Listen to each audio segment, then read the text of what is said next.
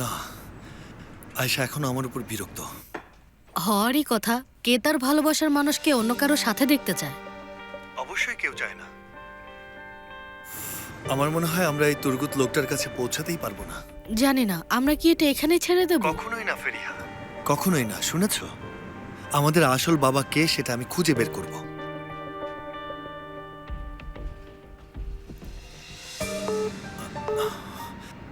হ্যাঁ ফেরিহা, এখন ফোনটা রাখো, সেলিনের ম্যানেজার কল করেছে। হ্যাঁ।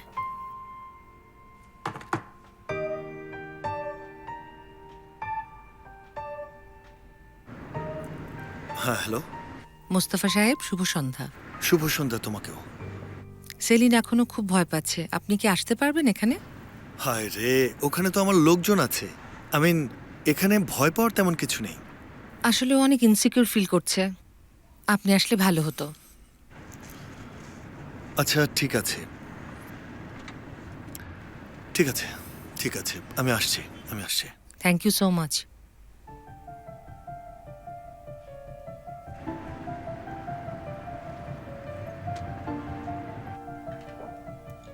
কি ব্যাপার, কোথায় ওরা? চলে গেছে কোথায়? বাসায় মনে হয়। লজ্জাজনক হলো বিষয়টা। না বাবা না, লজ্জার বিষয় কেন হবে? দিনটা এখন ওদের দুজনের।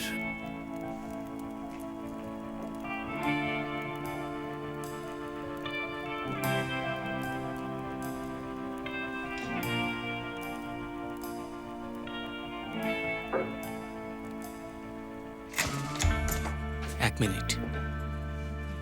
কি হলো সাফার, কি করছো? আহ! আল্লাহ, দরজা বন্ধ হয়েছে? হয়েছে। দেখতে ছোট মনে হলো, তুমি বেশ ভারী। আমার কোমর।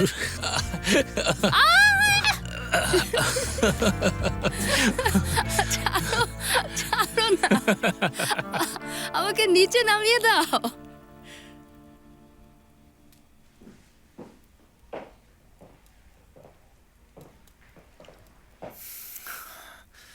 হ্যালো ম্যাডাম,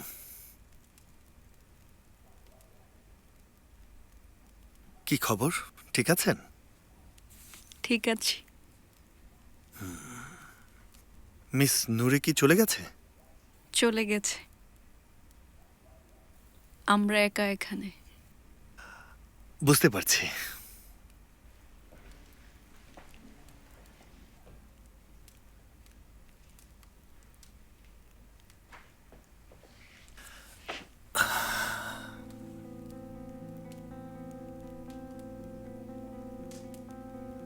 আজ রাতে এখানে থাকবেন? থাকবো মানেটা বুঝিনি। একসাথে গান গাইবো।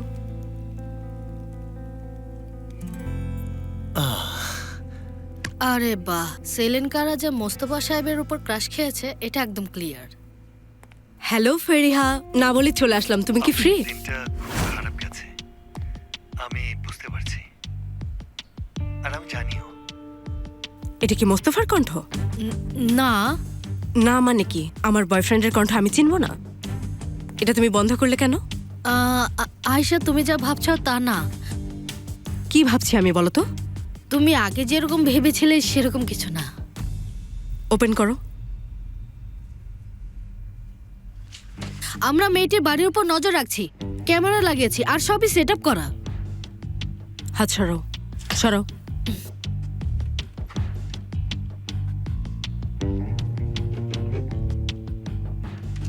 দাও, ফোনটা দাও।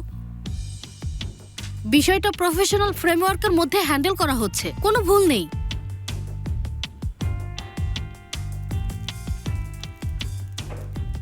আপনি শেষ মুহূর্তে এসে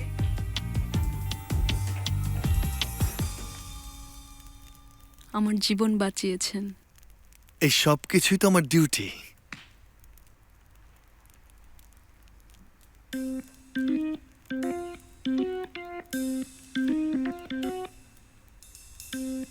আমি চাই আপনি সারা জীবন এখানেই থাকুন, কখনোই যাবেন না।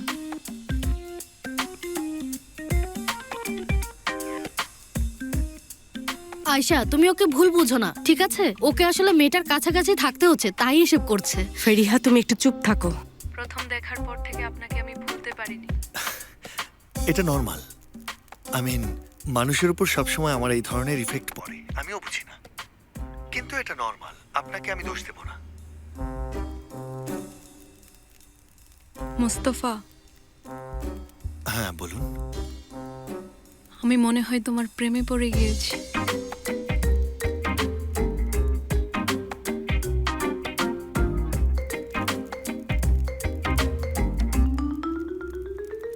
আয়শা প্লিজ বন্ধ করো, বিষয়টা কন্ট্রোলের বাইরে চলে যাচ্ছে। ও একবারও থামতে বললো না? ঠিক আছে, এসো, শান্ত হও, এসো। ও কিছুই বললো না? এখন পিরিয়ড হোক রেগুলার বা হেভি, প্রয়োজন মতো কনফিডেন্স আছে রেডি। Play with confidence. কি করছেন আপনি? প্লিজ।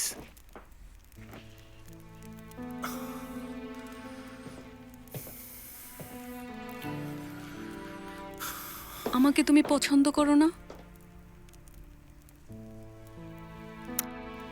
না, আপনি খুব ভালো মেয়ে, আমি অস্বীকার করতে পারবো না যে আপনি খুব ভালো মেয়ে।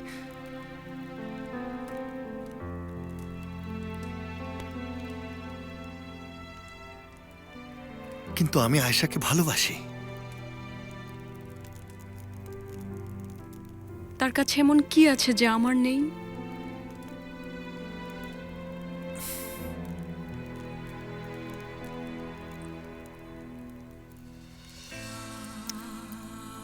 আপনার মনটা আমি ভাঙতে চাই না। অলরেডি সেটা ভেঙে গিয়েছে।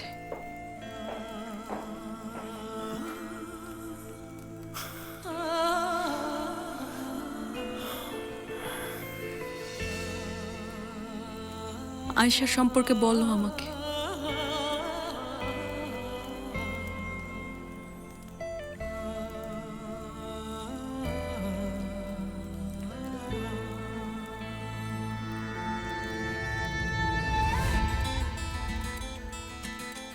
মাঝে মাঝে একটা লোক নিজেকে অসম্পূর্ণ ভাবে।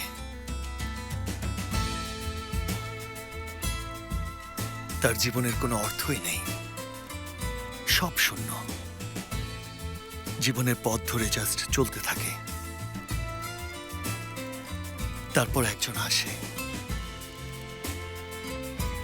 তখন সবকিছুর অর্থ সে ফিরে পায়।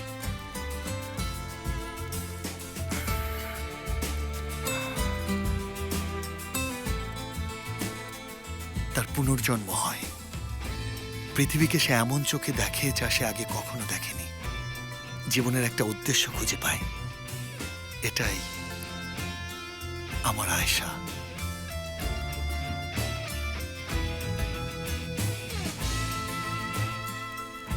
আমার ভালোবাসার সেই মানুষটা।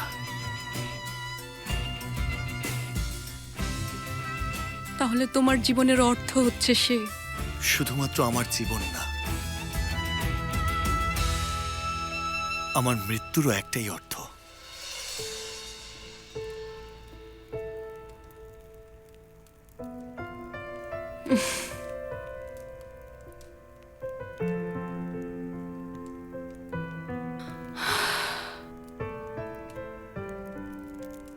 আমি যদি তার জায়গায় থাকতে পারতাম।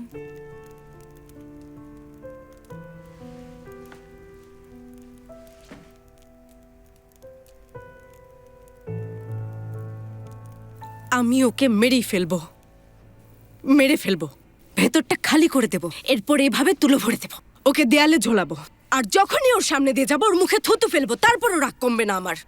আয়শা সত্যি বলছি, এটা দেখে যা মনে হচ্ছে আসলে তা না।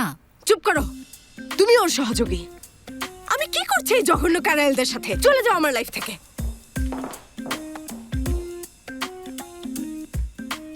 হ্যাঁ, খুব ভালো।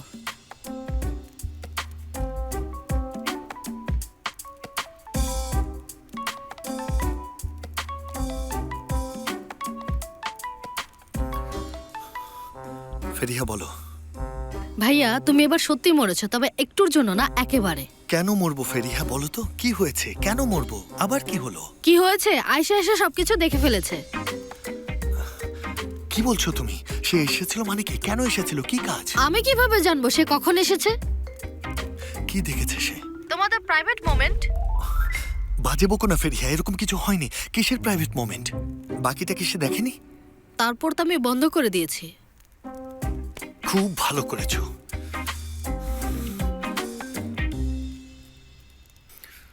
সেলিন, সেলিন, আমার খুব জরুরি একটা কাজ আছে, আমাকে যেতে হবে। I am sorry. Okay okay, by.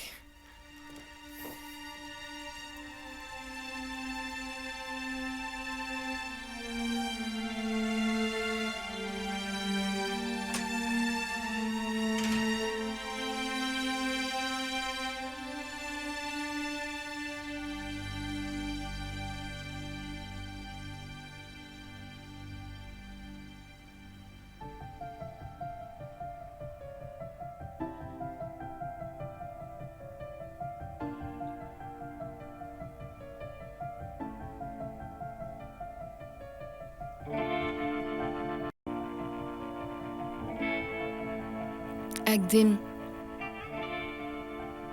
সব সুন্দর স্মৃতিগুলো আমি ভুলে যাব, তুমি জানো সেটা। আমি সবকিছু মনে রাখবো, সারা জীবনের জন্য।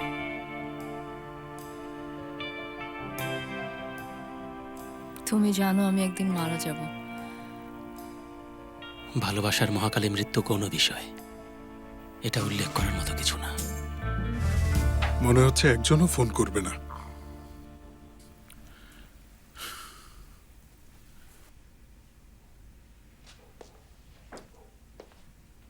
ভাই, ঠিক আছো?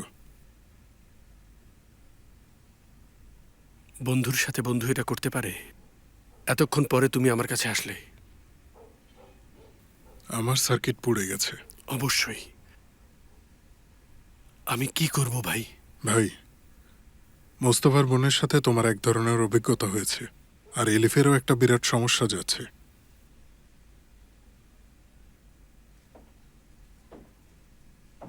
কি করছো তোমরা? কিছু না বাবা, আমরা কথা বলছিলাম। আচ্ছা, বিষয়টা কি?